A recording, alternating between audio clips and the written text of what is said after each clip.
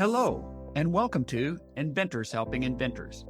I'm your host, Alan Beckley, inventor of the Wonder Wallet. If you're an inventor searching for proven ways to make money with your invention, if you dream to see your product selling in stores everywhere, you've come to the right place. There's no better place to get help than from experts, inventors who've already achieved success. Every week, I interview successful inventors, asking them the questions you want to know. Tune in to learn from the experts so you can get your invention out of the tank and into the bank. There's so much more that goes into getting a product into retail and maintaining it and the velocity that they want you to have in sales. It's super expensive and it's just a lot of work. And still being the size that I am with me doing almost everything, it was just becoming overwhelming. Do you ever feel stuck?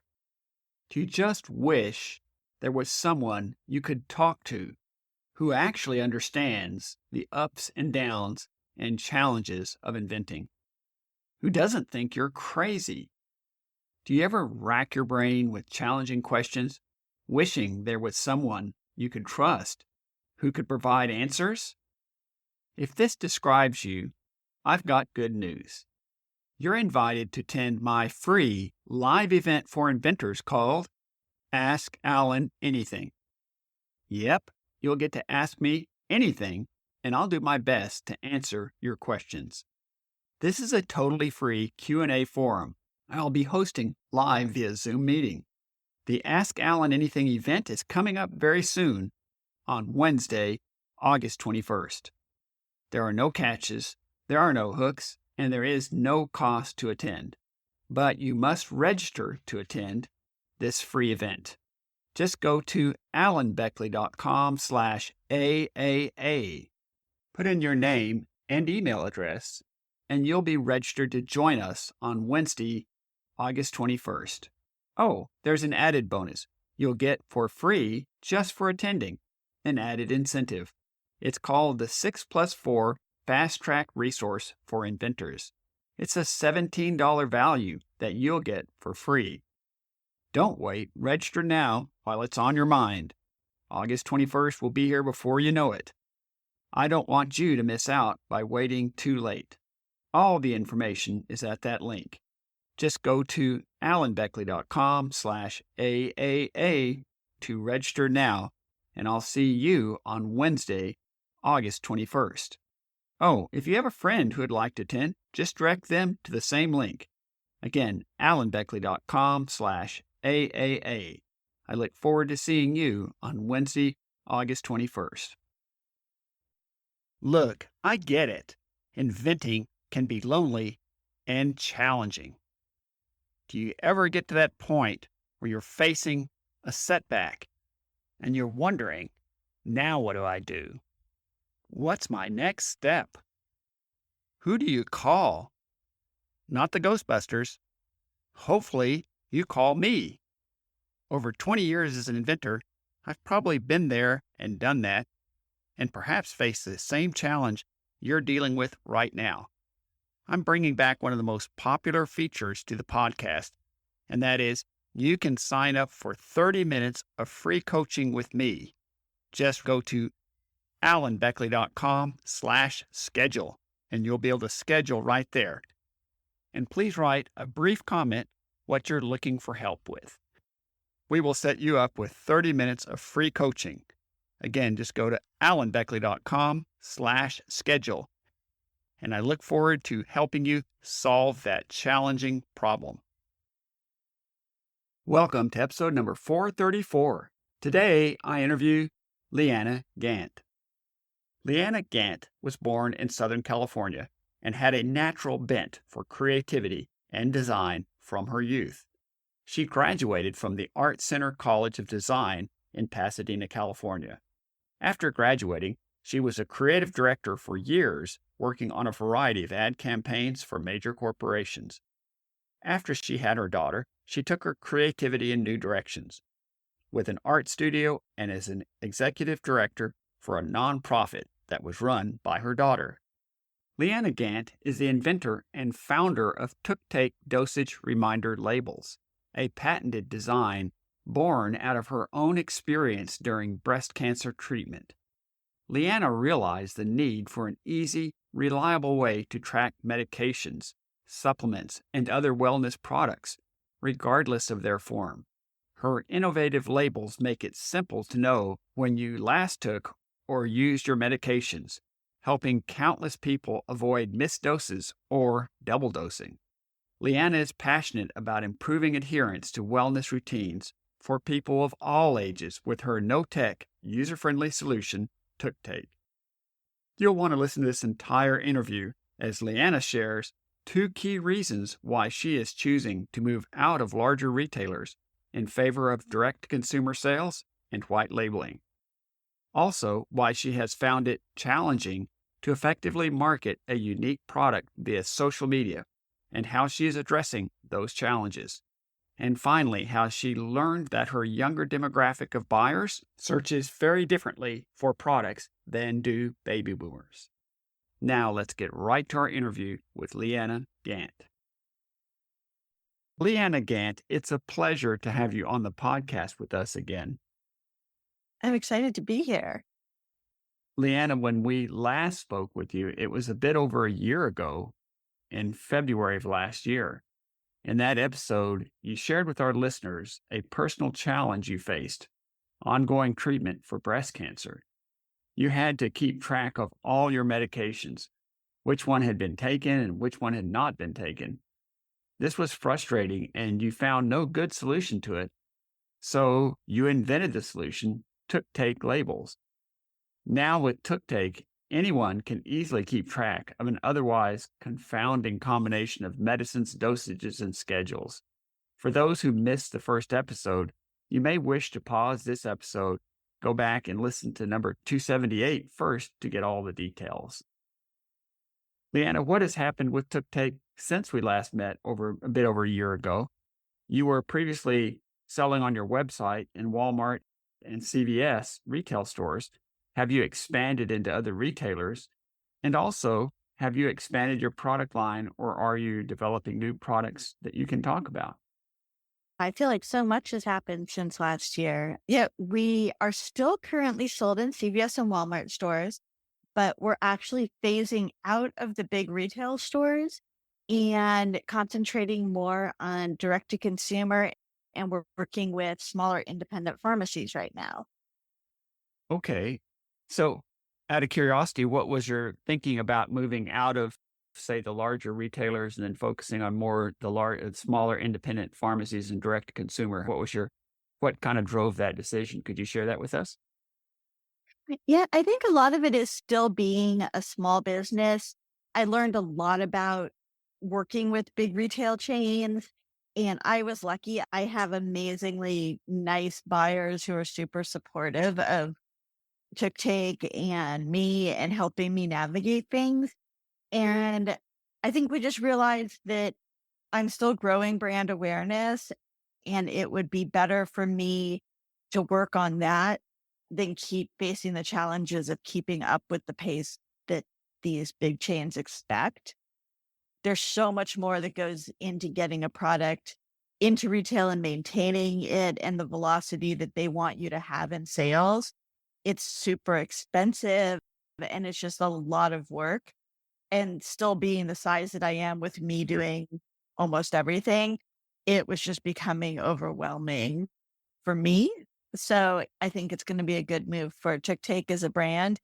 And because we have such good relationships with our buyers, we can come back or talk with them again later on if we feel that we're better set to meet all of their needs.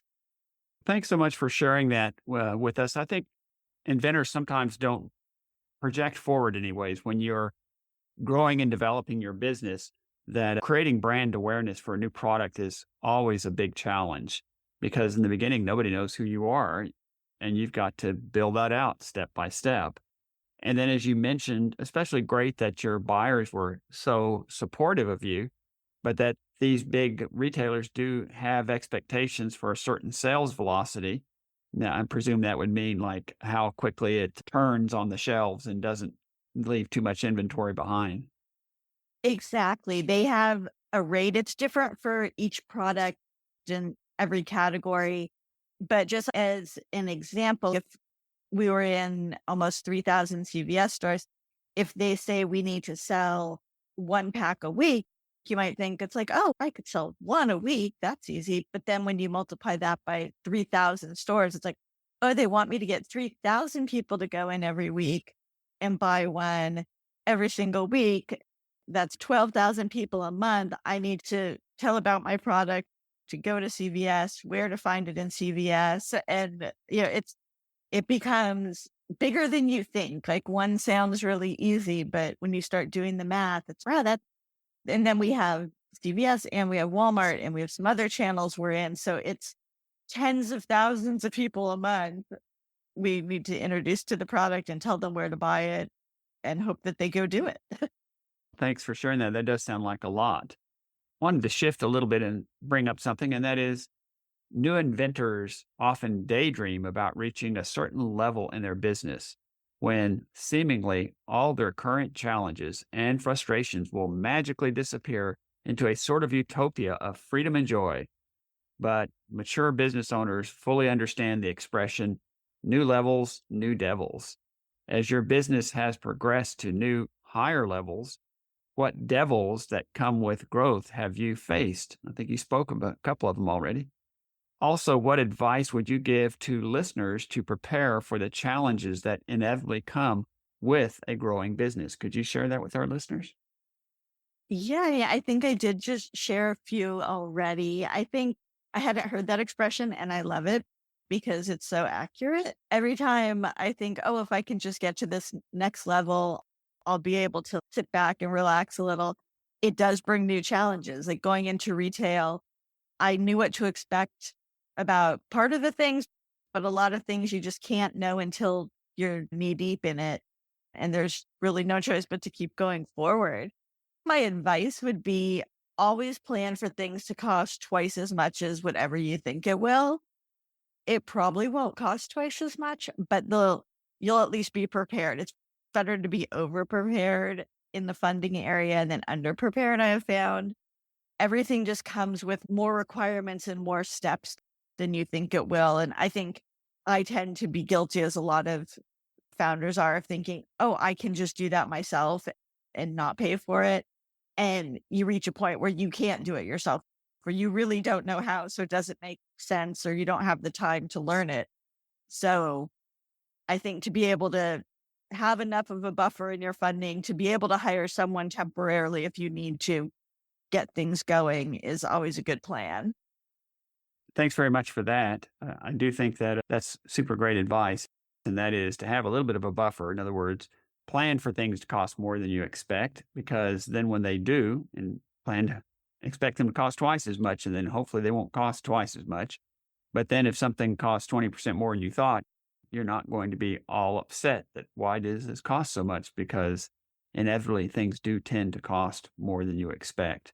So building in a little bit of a financial buffer there so you could hire somebody as you needed to or something like that seems like that's a really good piece of advice in terms of preparing for that really inevitable circumstance. And I always think giving yourself a little bit of grace. If you're anything like me, you tend to beat up on yourself a little bit when things don't go quite the way you think they should. And sometimes just taking a step back and saying, you know what, it's okay. I'm doing the best I can with what I've got right now. We'll get through this.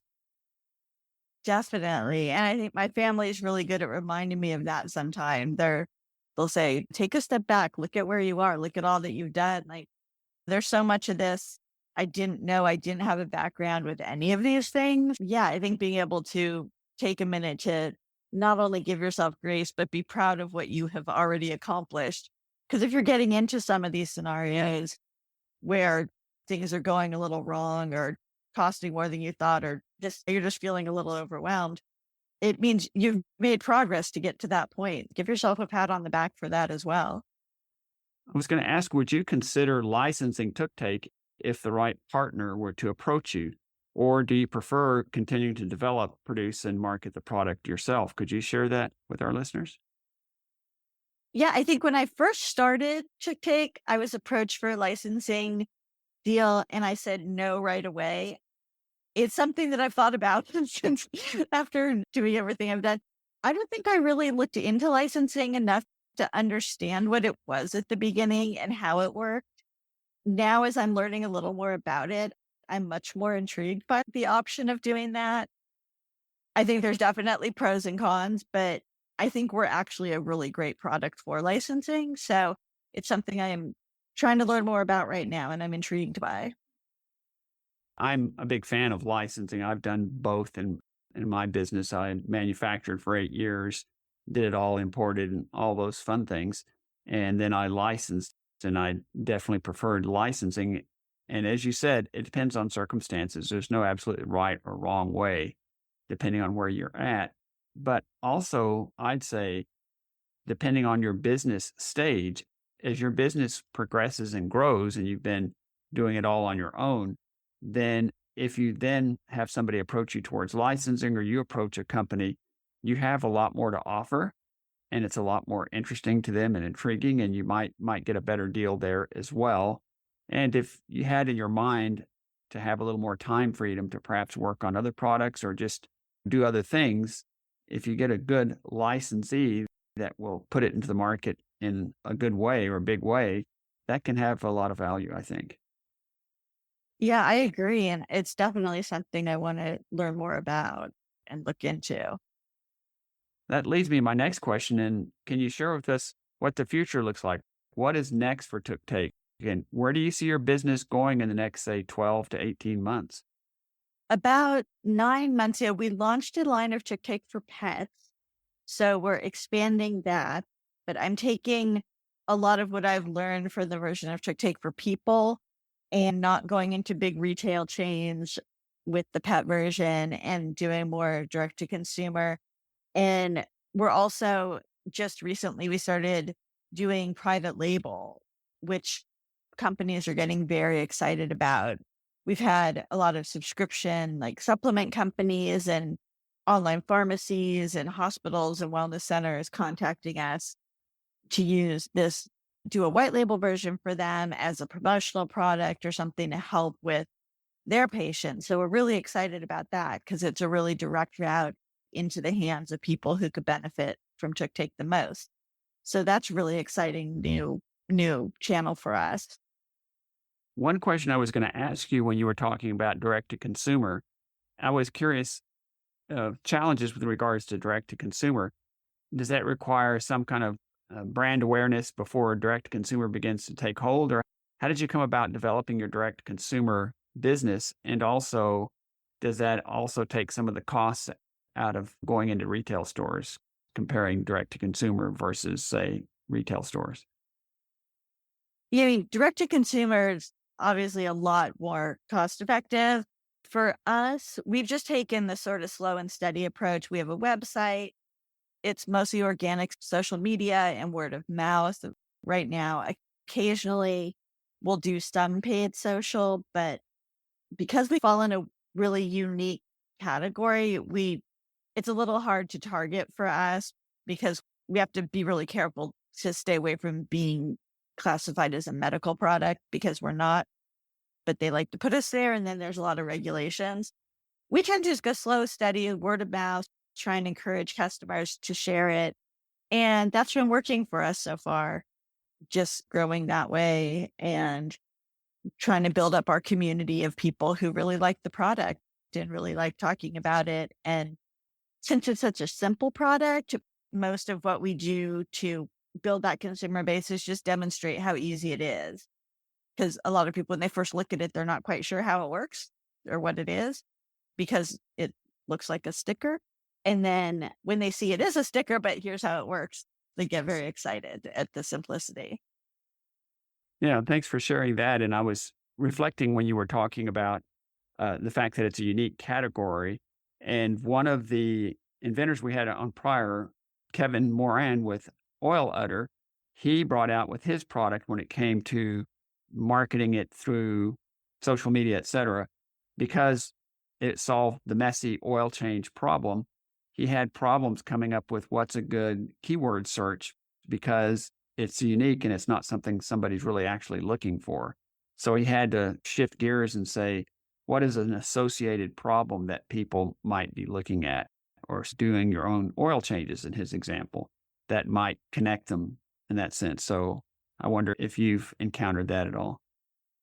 Yeah, we have a similar thing that and people look they might search for a pill box. So when we come up, they're sometimes a little confused if we don't have videos accompanying it. Yeah, it's like people are looking for ways to remember to take their medication, but finding the exact words they're using is challenging. And also, our audience tends to be a lot younger than the average consumer for these products. We have people in their 20s, 30s, 40s using it for things that they take once or twice a day, and they really like it because of its simplicity and because it's not something that looks like it was designed for the elderly. But that also makes it hard to target because they're searching in a very different way than somebody who's a lot older might be searching. That is a challenge for us. And I think it's something people don't think about. I think also with the way like Amazon works, it's all keyword based really, unless you're directing an audience there yourself. So again, like unique products are great because they're unique. And I know so many inventors that really struggle with keywords on all platforms because if they have a product that's really unique and different, it's hard to make it come up under the traditional ways. Well, Leanna, as we roll towards a close, are there any parting words that you'd like to leave us with? I think the thing I usually say is just if you have an idea and you are trying to get it out there, keep going. It's really fun. It's definitely an adventure that's not for the faint of heart, but it's definitely worth it, especially if you have products that you think will help other people. It's a really good feeling knowing you're putting things out in the world that will help somebody in some way. I so much agree with that. Creating a new product that hasn't existed before and putting it out in the world is tremendously rewarding, even in the early days when it doesn't feel like it's very financially rewarding, because you're doing something very few people ever do. So when the average person is spending the evening watching Netflix or something, nothing wrong with that. You might be wrestling with a current problem in your business to promote it to get to the next level. So it's quite a challenge, but it's an exciting challenge, I think, to be an inventor, something most people would never choose to do.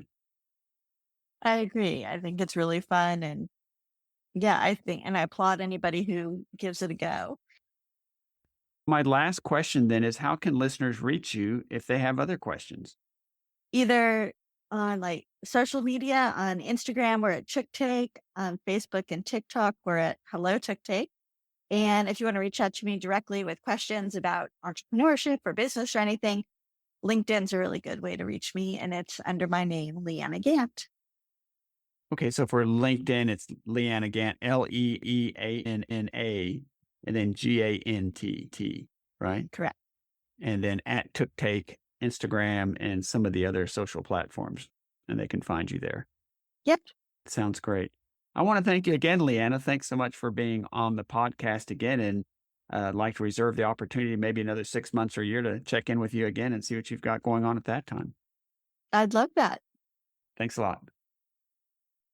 So you're done searching for your product and it's not out there.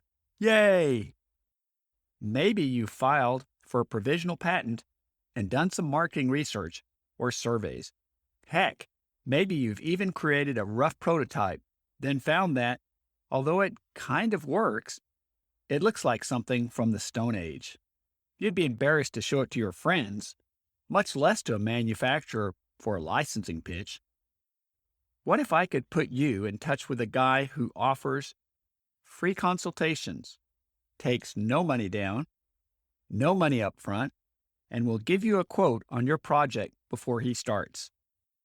What if I told you that this same guy can help you design your product and make you a virtual prototype before you ever put a penny into building a physical one? What if I told you he could make you patent drawings, CAD files for manufacturing, and even make marketing videos and build you a website? If this sounds like someone you want to talk to, let me introduce you to my first podcast sponsor, Brian Keast at I Draw Dreams for Inventors. With 3.5 years of trade school and 15 years of mechanical experience working as a mechanic for General Motors, you have someone that's seen countless design failures and how they were fixed. Also, he had a 25-year career as a general contractor who designed his own houses and remodels on computer-aided design. In getting plans through countless building departments, he gained a tremendous amount of experience by working directly with structural engineers. The many years of combined experience in these two careers gave him a unique look into stresses and failures in design. He brings this wealth of knowledge and experience to his company, I Draw Dreams, as the CAD guy who will design a product for you that will work. Every inventor I've referred to Brian has come away delighted with the work he has done for them, and I think you will too. Just make sure to tell them that Alan sent you. Thanks so much for tuning in to Inventors Helping Inventors. If you like the show, please tell your friends about it. Make sure to subscribe in iTunes or wherever you get your podcasts so you won't miss a single episode. Talk to you soon.